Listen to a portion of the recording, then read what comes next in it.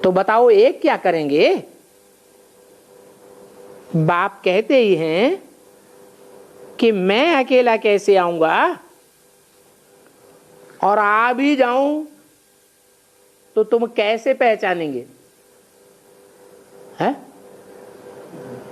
मैं अकेला आ जाऊं इस दुनिया में तो तुम पहचानेंगे कैसे? मैं तुमसे बात कैसे करूंगा? मुख का तो गायन है,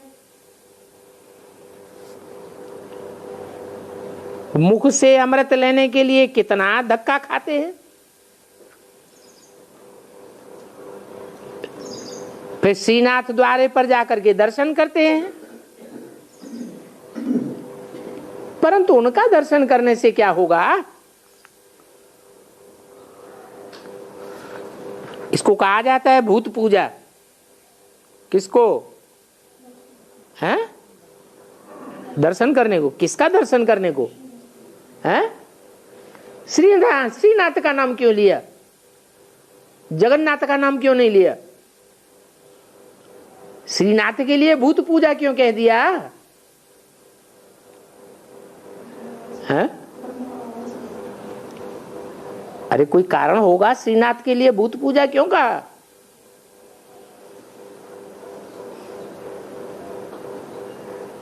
जगन्नाथ पार्ट किसका है? श्रीनाथ पार्ट किसका है? श्रीनाथ है कृष्ण का पार्ट, जगन्नाथ है राम वाली आत्मा का पार्ट। जो कृष्ण वाली आत्मा है वो संगम युग में ब्रह्मा के रूप में पार्ट बजाने के बाद शरीर छोड़ देती है, तो क्या बन जाती है? भूत बन जाती है। इसलिए बोला कि उनका दर्शन करने से क्या होगा? इसको कहा जाता है भूत पूजा।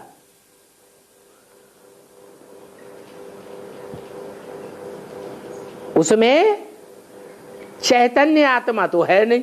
ये क्या बात हुई? चलो भक्ति मार्ग वाला जो श्रीनाथ दरबारा है वो तो पत्थर की मूर्ति रखी हुई है, उसके लिए तो कह दे कि आत्मा तो उसमें है नहीं। बेहद में ये अर्थ कैसे लागू होगा?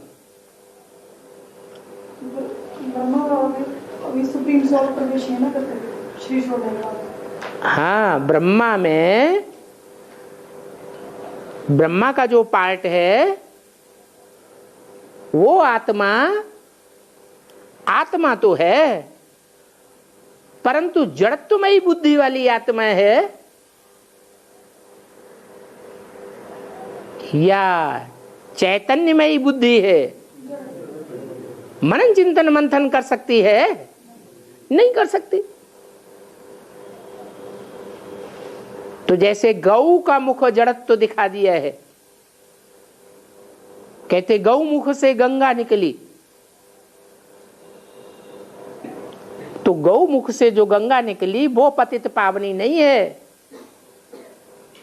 वास्तव में तो ये बाप का मुख है, जो बाप, टीचर और सदगुरु तीनों रूप का पार्ट इकट्ठा बजाता है। तो कहेंगे श्रीनाथ में तो आत्मा है नहीं, बाकी 5 तत्वों का पुतला बना हुआ है, वो मनन चिंतन मंथन तो कर नहीं सकता।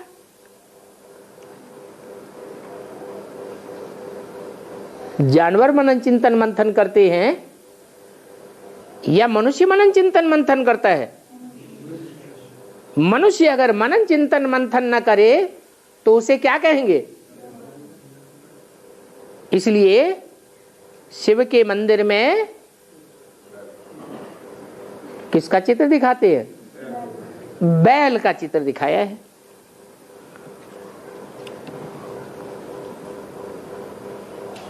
तो ऐसी भूत पूजा करना गोया माया को याद करना हो गया।